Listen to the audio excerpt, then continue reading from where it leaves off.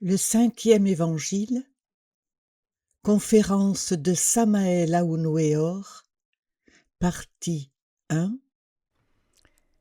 Psychologie gnostique révolutionnaire, le processus de l'hypnose dans l'animal intellectuel.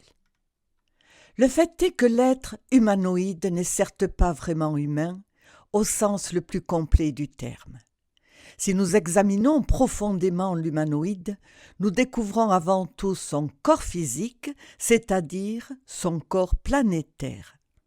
Ce véhicule a une assise vitale. Je veux me référer de manière emphatique au lingam sarira des hindous, c'est-à-dire au véhicule thermo-électromagnétique ou partie supérieure du corps physique. Ce véhicule sert de fondement à tous les processus biochimiques, physiologiques, luminiques, calorifiques, etc. Cependant, au fond, ce véhicule n'est rien de plus que la partie supérieure du corps physique. Au-delà du corps planétaire avec sa base vitale ou mécanique, la seule chose que nous puissions trouver, ce sont malheureusement les agrégats psychiques qui constituent dans leur ensemble le moi-même, le soi-même. À l'heure de la mort, le corps dense va au sépulcre, son assise vitale ou lingam sarira se décompose lentement près de la fosse sépulcrale, en même temps que le corps planétaire, une fois mis dans la fosse sépulcrale. Je me réfère à l'ex-personnalité. Personne ne naît avec une personnalité définie. La personnalité est fille de son temps. Elle naît en son temps, elle meurt en son temps. Il n'existe aucun lendemain pour la personnalité du mort. Cette personnalité se forme pendant les 7 premières années de l'enfance et elle se renforce avec le temps et l'expérience. La personnalité est énergétique. Dans le processus de décomposition organique, c'est le corps planétaire qui se dissout d'abord, accompagné par le vital. L'ex-personnalité se dissout de façon plus lente. Cependant, durant les premiers jours de la dissolution, cette ex-personnalité est rejetée par la matière visible et tangible dans le monde physique. Ces temps-ci, j'ai été témoin oculaire de quelque chose d'insolite. Vous connaissez tous Madame Calvita, qui est une personne âgée, n'est-ce pas? Un de ses fils est mort. Ça s'est produit il y a 6 mois. Cependant, ces jours-ci, de façon inhabituelle, quelqu'un a téléphoné à la maison de son époux. Celui qui appelait était précisément le représentant d'une entreprise. Il avait des références sur le défunt José Luis. L'époux répondit « Mais comment ? Il est mort il y a 6 mois. » « Comment ?» répondit celui qui appelait. « Je vous parle de l'entreprise. Il y a 2 jours, il s'est présenté ici pour demander du travail parce qu'actuellement il est sans travail. Il m'a donné le numéro de son téléphone. Il nous a dit que vous pourriez nous donner des références. »« Nous regrettons, lui répondit-il, mais il est mort il y a 6 mois. »« Impossible, dit celui qui téléphonait. Je vous appelle grâce au papier sur lequel il m'a donné la référence. Je ne peux pas croire que vous soyez en train de plaisanter avec moi. Monsieur, c'est comme je vous l'ai dit, il est mort. » Celui qui appelait resta perplexe. Il était étonné. Et au téléphone, sa frayeur s'amplifia, je crois, jusqu'à la panique. Cela, nous le savons, c'est simplement à cause de l'ex-personnalité du mort qui a, pendant les premiers jours du trépas et plusieurs mois après, beaucoup de pouvoir, comme le fait de se rendre visible et tangible dans le monde physique. Vous connaissez déjà l'autre cas de la dame qui dansa toute une nuit dans une fête. C'est écrit quelque part dans un livre, mais il n'est pas superflu de s'en rappeler, cela paraît opportun. À 3 heures du matin, quand s'arrêtent plus ou moins les bamboulas, quand les gens ont envie d'aller dormir, il fait assez froid, surtout par ici le matin. Alors la demoiselle manifesta l'envie de se retirer, vu que cela se terminait, mais elle se plaignait d'avoir très froid, car elle n'avait pas amené de vêtements. Les genoux de la nouvelle vague commençaient à être si enthousiasmés en voyant la belle jeune fille, qu'elle ne manquait naturellement pas d'admirateurs, et l'un d'eux lui offrit sa veste. Elle l'accepta très volontiers, et étant donné qu'il agissait si gentiment et qu'il avait une voiture, rien ne s'opposa à ce qu'il l'amenât jusque chez elle. Cependant, après l'avoir laissée à la porte, il se souvint qu'il ne lui avait pas demandé de lui rendre sa veste, mais il la lui réclamerait une autre fois. Il est certain qu'un autre jour, une automobile arriva à la porte de cette demeure. Le fameux jeune homme frappa à la porte d'une manière très naturelle, sans soupçonner ce qui allait se passer. Grande fut sa surprise quand, devant lui, une vieille dame sortit. Il lui demanda sa veste. La dame lui répondit « La jeune fille à qui vous avez prêté votre vêtement est morte il y a 1 an ou un peu plus. Vous voulez votre veste ? La seule solution qui vous reste, c'est d'aller au cimetière. Il se peut que vous la trouviez là-bas. » Le jeune resta alors surpris. C'était une chose inhabituelle sur laquelle il ne comptait pas, et il dit « Mais ce n'est pas possible, j'ai dansé avec elle cette nuit. Elle nous a raccompagnés à la fête, et j'étais si content. » La dame lui répondit « Si vous ne le croyez pas, allez au cimetière. » Réellement, le jeune homme se dirigea immédiatement vers le cimetière indiqué par la vieille dame, et assurément, il chercha le tombeau sur lequel était inscrit sur la pierre le nom et même le prénom de la défunte. Il ne resta donc plus de doute au jeune homme. Voyez donc comment une ex-personnalité peut se rendre à ce point physique, à ce point matériel. C'est stupéfiant, n'est-ce pas? Cependant, l'ex-personnalité n'est jamais immortelle et à la fin elle se dissout. Ce qui continue, ce qui ne va pas dans la fosse sépulcrale, c'est l'ego. Comme je vous l'ai déjà dit, ce n'est rien de plus qu'un ensemble d'agrégats psychiques.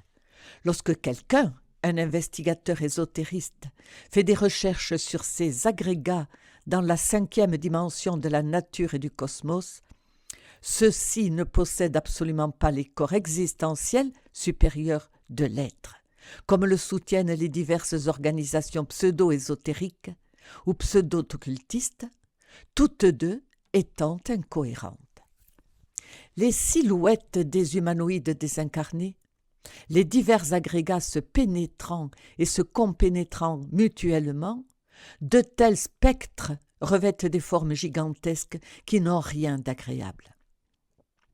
Lorsqu'un des agrégats psychiques qui constituent le moi-même agit indépendamment de l'ensemble total, alors il prend cette silhouette animale, plus ou moins grande, plus ou moins petite, basse, haute, imprécise, abominable.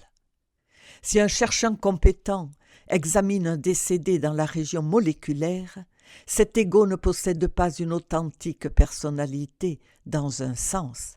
La personnalité, cette personne que nous avons connue dans le monde, parfois très bonne et très aimée, chérie par nous, est morte, c'est vrai, elle a cessé d'exister, mais ce qui continue n'est absolument pas la personne. Si ceux qui continuent pouvaient avoir une personnalité définie, nous ne dirions pas que la personne est devenue immortelle, c'est-à-dire qu'elle maintient une personnalité définie. De quoi est faite sa mortalité? Les agrégats psychiques ne sont pas la personne, ils sont un ensemble de défauts psychologiques, ou pour mieux dire, animalesques, infrahumains. Nous pourrions dire aussi comme un compendium de souvenirs, comme le résultat de beaucoup d'hier. L'immortalité est quelque chose de différent, c'est une chose qu'il faut obtenir, il faut alors tuer le mort.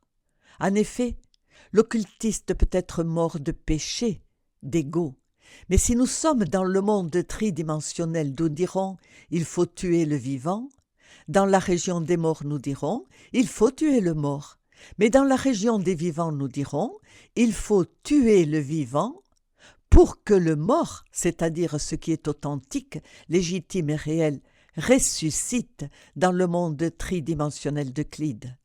Tuer le vivant pour ressusciter le mort. Le vivant, c'est l'ego, le mort, c'est l'être.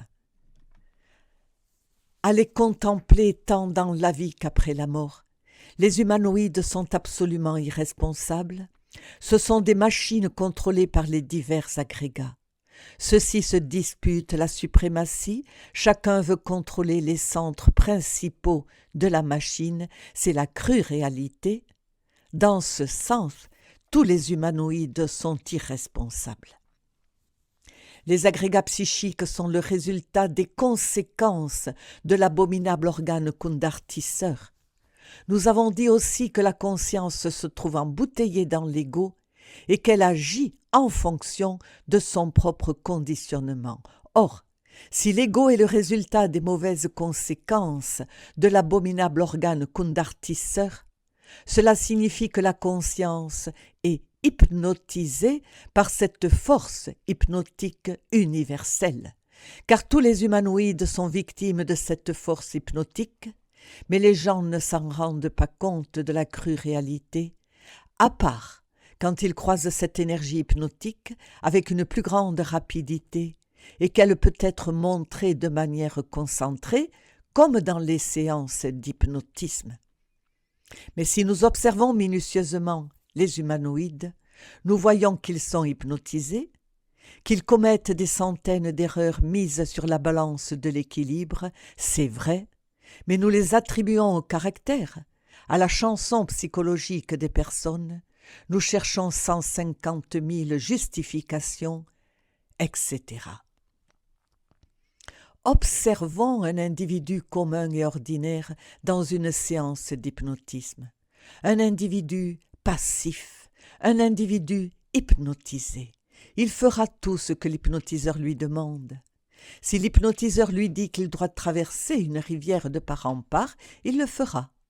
Peu importe qu'il soit entouré de beaucoup de gens, si l'hypnotiseur lui dit qu'on est en train de l'attaquer, il essaiera de fuir, terrorisé. Pourquoi ? Parce qu'il fait ce que l'hypnotiseur lui demande et il croit ce que l'hypnotiseur lui dit.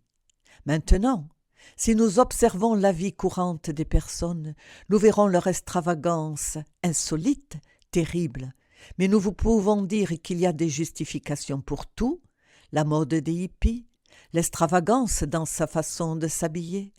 Que quelqu'un fasse quelque chose hors du commun, comme on dit, ce sont des caprices. Il y a une justification pour tout. Mais la crue réalité des choses, c'est qu'ils sont tous hypnotisés et ne le savent pas. La force hypnotique provient, je le répète, de l'abominable organe kundartisseur, c'est la vérité. L'ego provient de l'abominable organe kundartisseur et comme il est subjectif, celui-ci agit à l'intérieur de l'ego de façon subjective, ce qui veut dire qu'il est hypnotisé, il est victime d'une hypnose, l'hypnose produite par l'abominable organe kundartisseur. Nous devons donc répéter ce que l'on a dit dans le cours précédent, il est nécessaire que cela soit ainsi. Maintenant, nous comprenons à quoi est dû le manque de responsabilité de beaucoup de personnalités. On l'a observé aussi à plusieurs endroits. Je parle de villages qui surgirent durant l'époque de la première Souras, après la grande catastrophe qui altéra fondamentalement la croûte géologique de notre monde Terre. On fit alors des études de fond sur les actes irresponsables des humanoïdes hypnotisés. Malheureusement, après que ces pays furent détruits par la chaîne de désert de cette époque, les organismes humains avaient la même confusion, à l'inverse. Quand un homme de cette époque voulut ressusciter cette ancienne science, il fut terriblement critiqué. Il n'eut pas le temps de la confisquer, de la refaire. Ils détruisirent pratiquement son travail. Les physiciens, les grands vauriens de l'intellect, qui se trouvent en état d'hypnose profonde, ne peuvent jamais accepter des individus ou des opinions qui sortent du cercle vicieux dans lequel ils se trouvent. Mais quand l'un d'eux veut rompre ce cercle, il lui tombe dessus, comme on dit, ils le détruisent.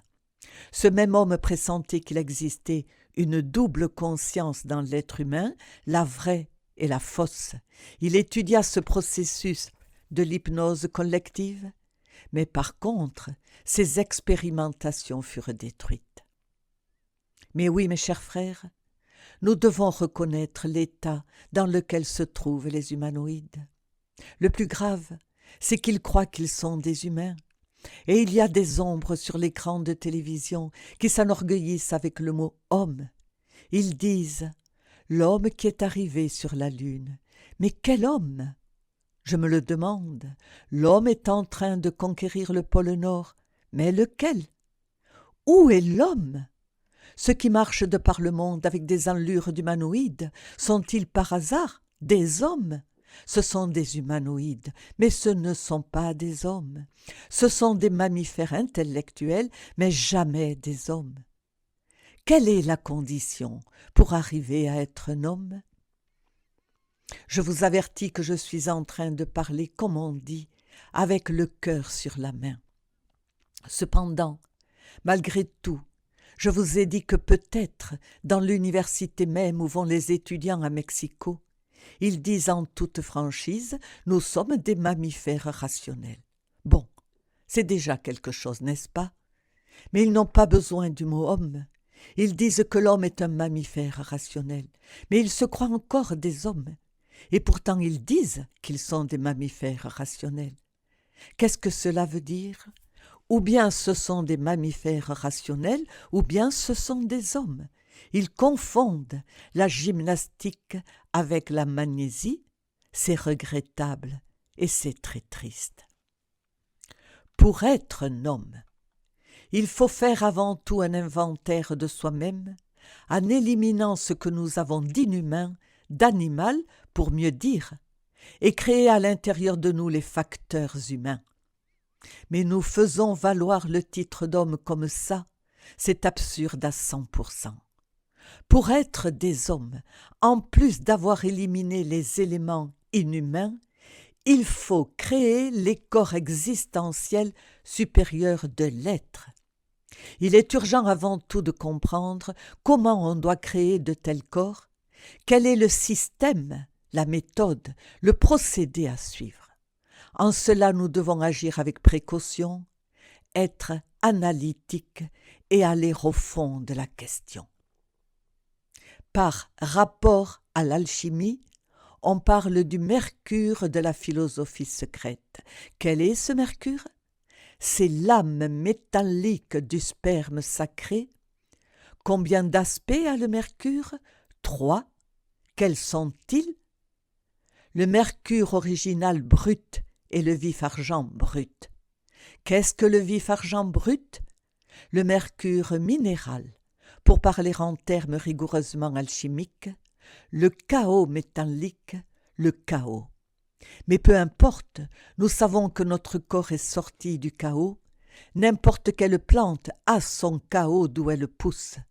L'organisme humain naît aussi du chaos. Mais de quel chaos? Du sperme sacré de l'anse séminis, comme le dit très bien Théophraste Bombast von Hohenheim, Paracelse, dans lequel se trouve l'anse virtutis du feu. De ce sperme métallique doivent sortir les corps existentiels supérieurs de l'être. Et je le répète, il a 3 aspects. 1. L'original brut, qui est le sperme brut. 2.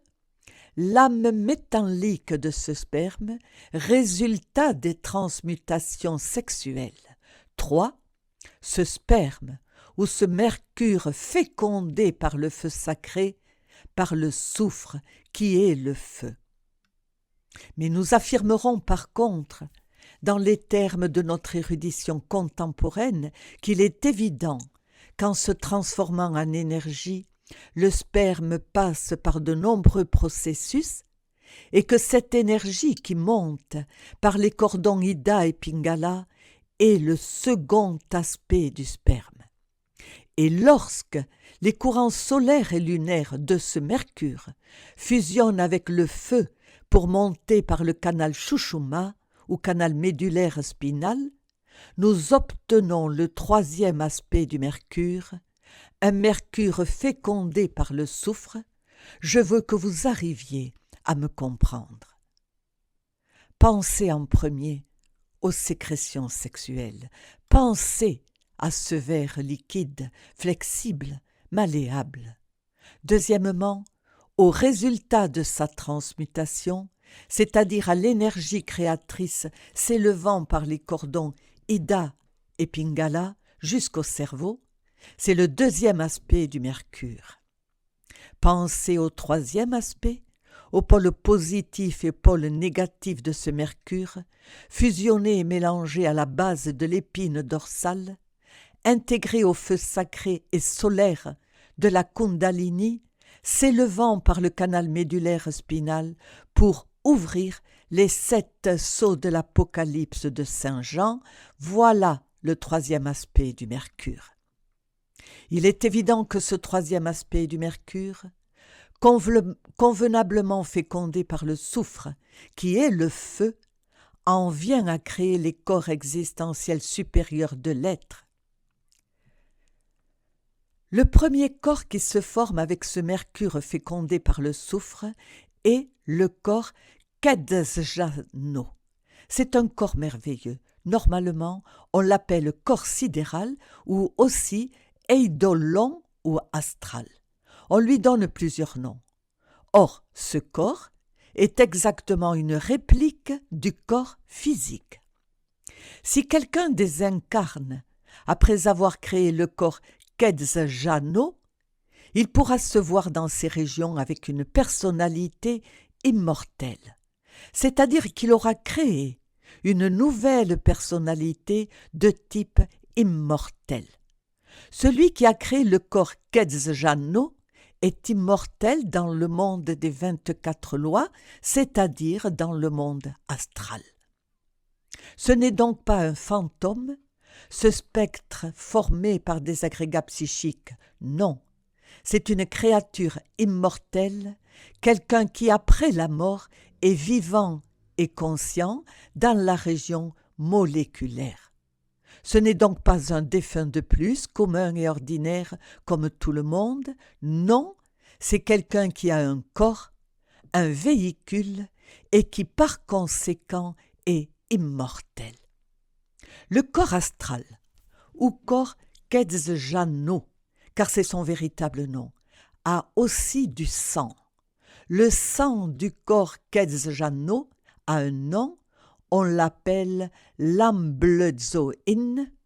Ainsi, comme notre corps physique élabore son sang grâce aux aliments que nous mangeons et à l'eau que nous buvons, le corps astral élabore aussi son sang. Et de quelle manière l'élabore-t-il ? Il se trouve que les astres du système solaire se mélangent, se pénètrent et se compénètrent mutuellement sans se confondre. L'astrochimie est extraordinaire, merveilleuse, formidable. Les substances élaborées par l'astrochimie entrent en nous à travers la respiration et par les pores. Ces substances en viennent à se convertir au-dedans du corps Kedzjano en ce que l'on nomme l'amblezoïne, c'est-à-dire le sang de ce véhicule, de cet instrument. Ainsi, le corps astral est un merveilleux corps de chair qui ne provient pas d'Adam et de sang qui ne provient pas d'Adam, mais c'est bien un corps de chair et d'os qui a la chair et le sang, mais pas la chair ni le sang d'Adam, qui a besoin de l'amblezoïne pour son perfectionnement, pour sa nutrition, pour son développement. Celui qui a un corps Kedzjano peut l'utiliser. De la même façon que nous savons que nous avons des mains, parce que nous pouvons les utiliser, celui qui possède un corps sidéral, le corps Kedzjano, peut l'utiliser à volonté, voyager avec lui à travers l'espace, traverser du verre de part en part sans le rompre ni le souiller, etc. Mais une fois que nous avons fabriqué le corps Kedzjano, il est nécessaire de fabriquer le véhicule mental, c'est-à-dire de développer en nous la raison objective. C'est l'anskoano sacré.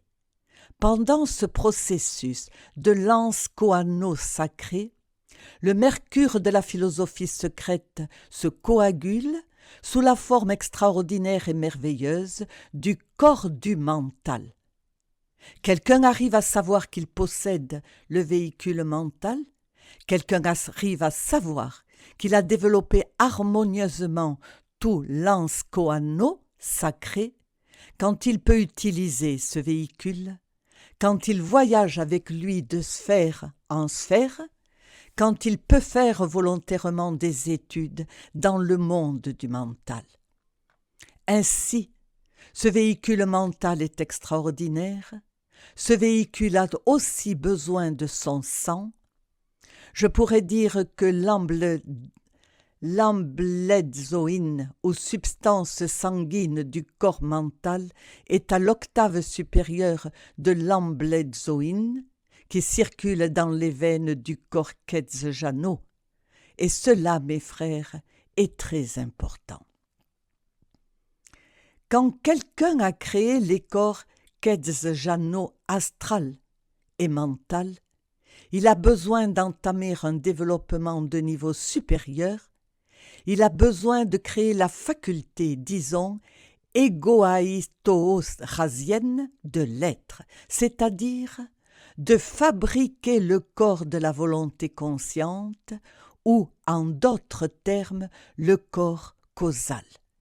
Il est évident que celui qui possède la volonté égoïto-rasienne de l'être n'est plus victime des circonstances, il peut déterminer les circonstances à volonté. Ce véhicule ne peut être créé que grâce au mercure de la philosophie secrète.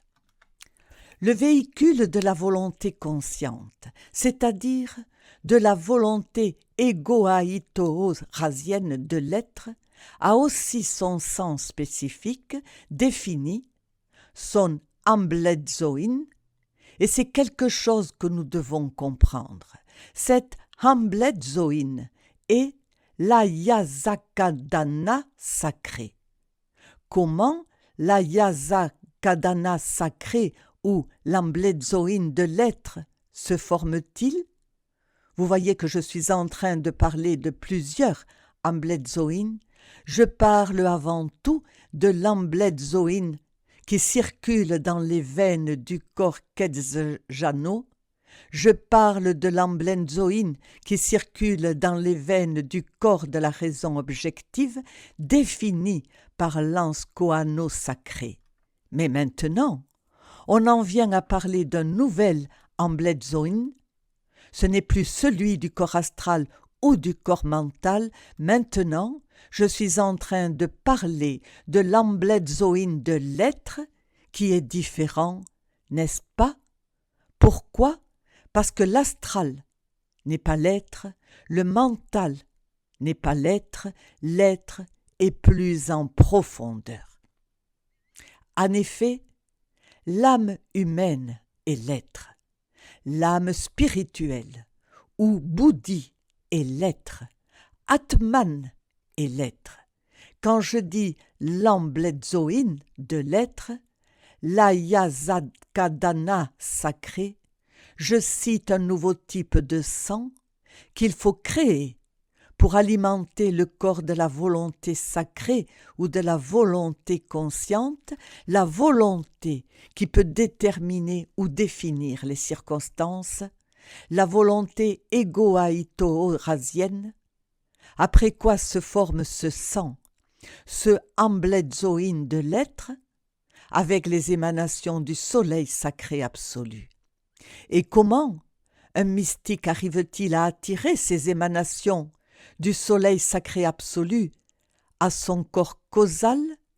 De quelle façon pouvons-nous attirer l'ayasakadana sacré?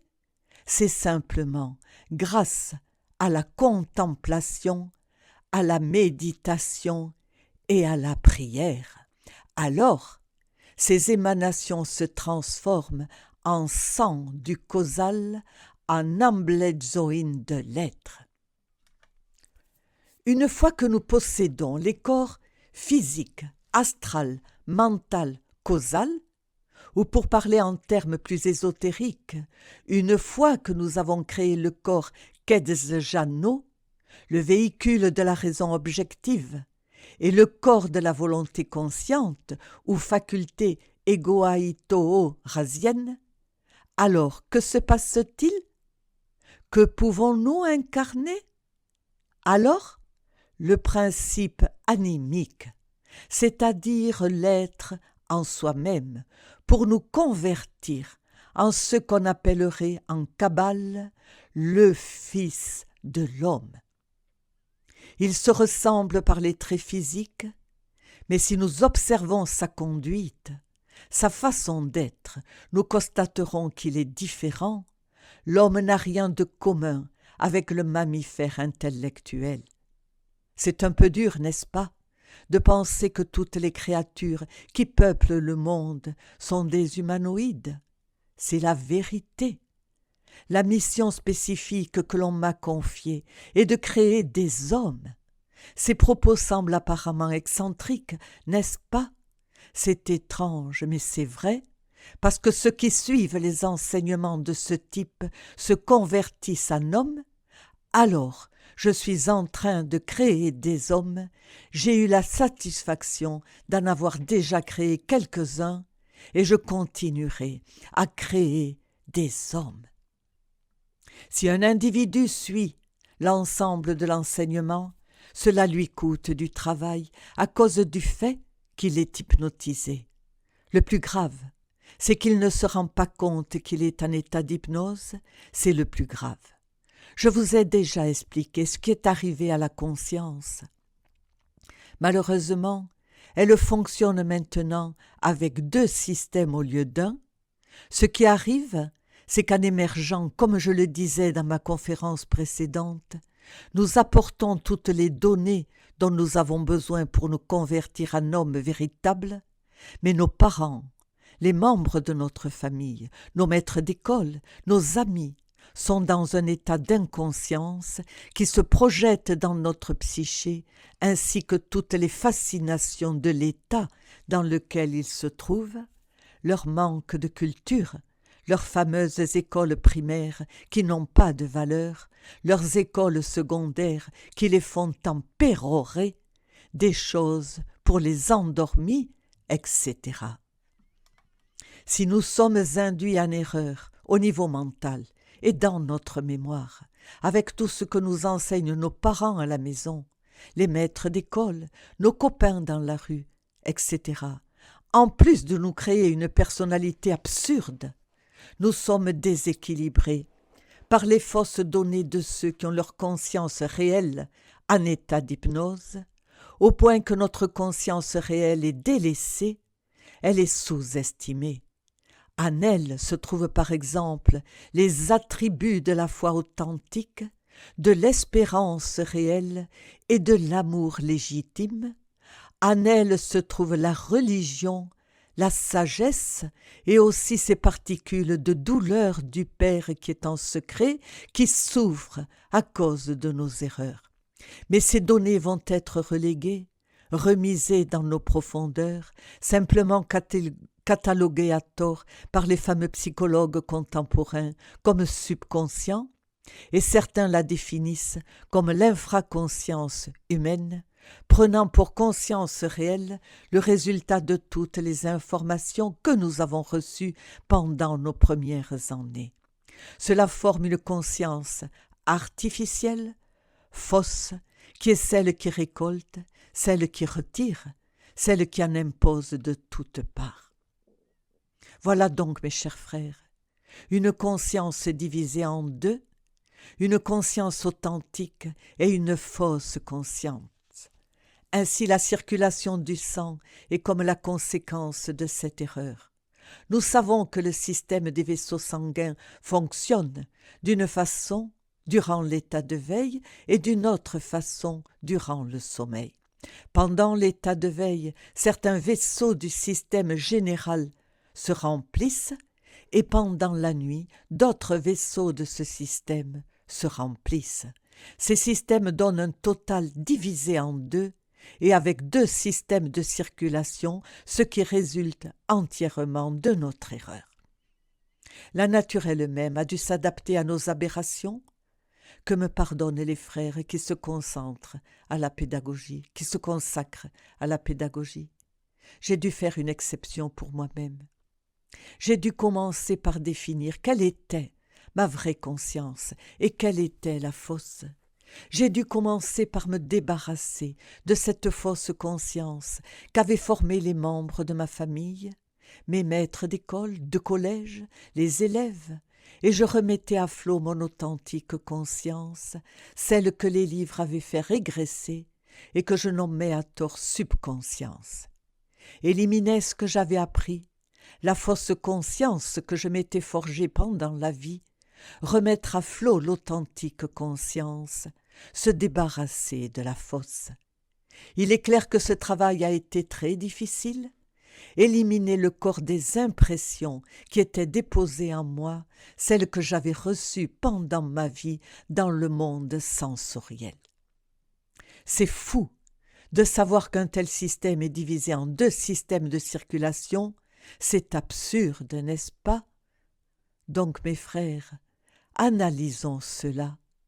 Même si nous nous rendons compte de la nécessité de nous convertir en homme, une fois convertis, un homme légitime, authentique et véritable, nous devrons perfectionner la partie supérieure de l'être. Dans le monde, les gens se réjouissent de l'argent, des vanités, mais nous autres, nous ne devons pas nous réjouir de ça. Les joies sont pour nous de réussir les réévaluations de l'être et la raison d'être de l'être et l'être lui-même.